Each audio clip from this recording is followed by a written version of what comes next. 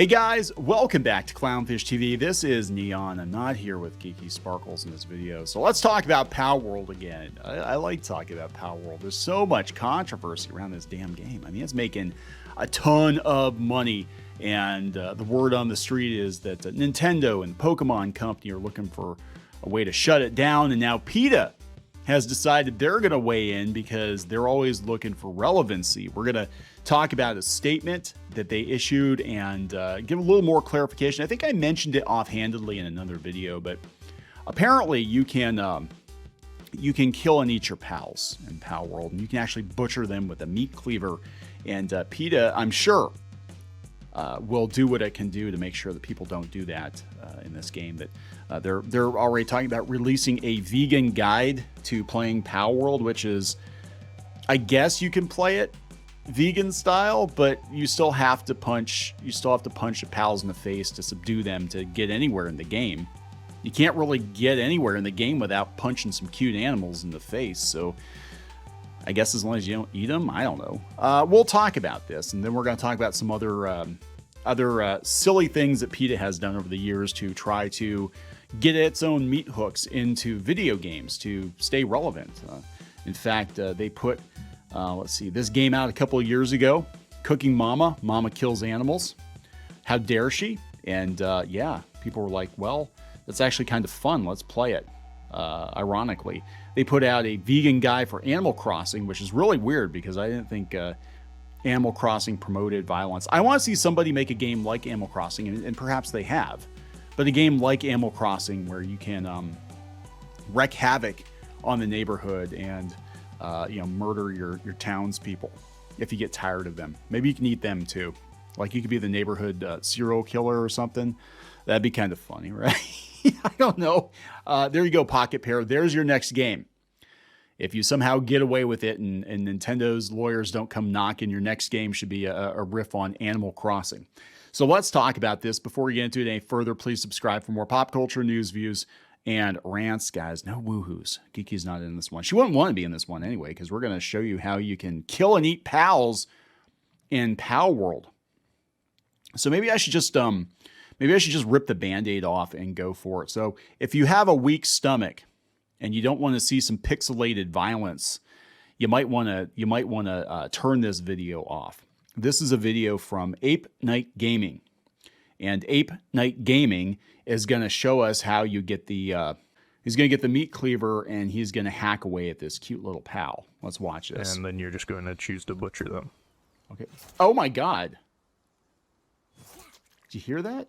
Splut, splut, poof. If it's a type of pal that can drop meat, then it will drop extra meat. They'll also drop extra of whatever it is that they usually drop. Oh, okay. So that's how you butcher your pals. So this has come from Game Rant.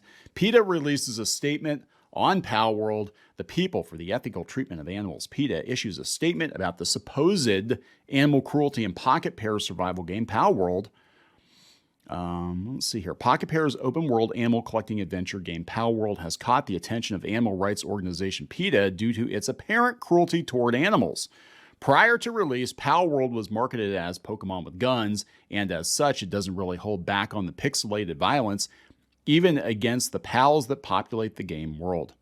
However, the cuteness of the pals has caused some players to feel particularly bad about killing them, as evidenced by occasional posts on social media, and also the brigading of Pocket Pair by Pokemon stans.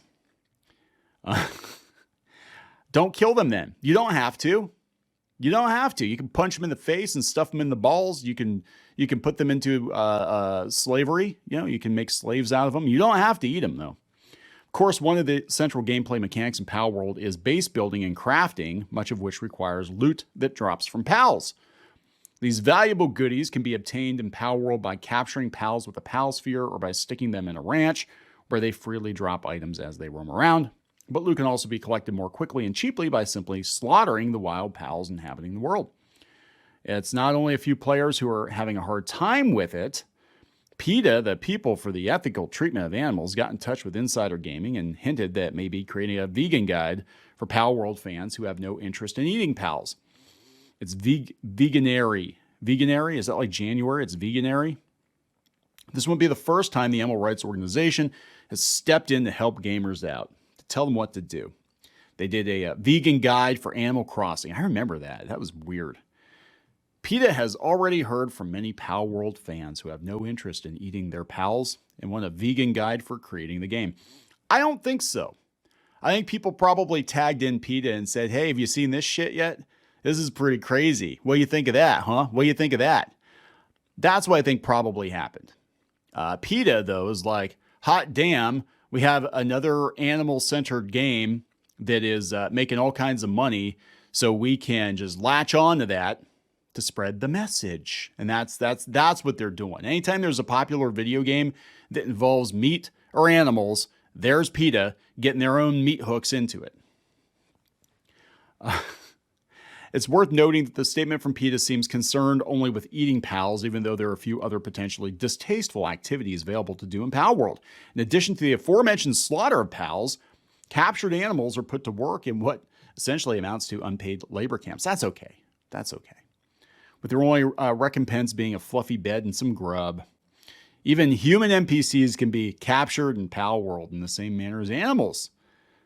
The notable silence in PETA's statement somewhat echoes a contradiction found within Palworld itself. Players can freely run around taking down wild pals, complete with sad death cries as much as they want, but killing captured pals is apparently too brutal to see. Yeah, and we showed you that. They blur it out. That is kind of sad. It is kind of sad. I wish, like, if you shot a deer or something, it would just get all pixelated. But, yeah, there you go, guys. But they did this for Animal Crossing a couple of years ago. I remember this because, again, it's another big game. So anytime there's a big game, PETA's got to be like, yeah, we got to get some of that too. I don't know what exactly the difference was because they were like, oh, don't collect bugs, don't fish. The article has some interesting notes on animal welfare. This comes from PETA. It will be a handy guide to aid players who want to take a different approach to the game.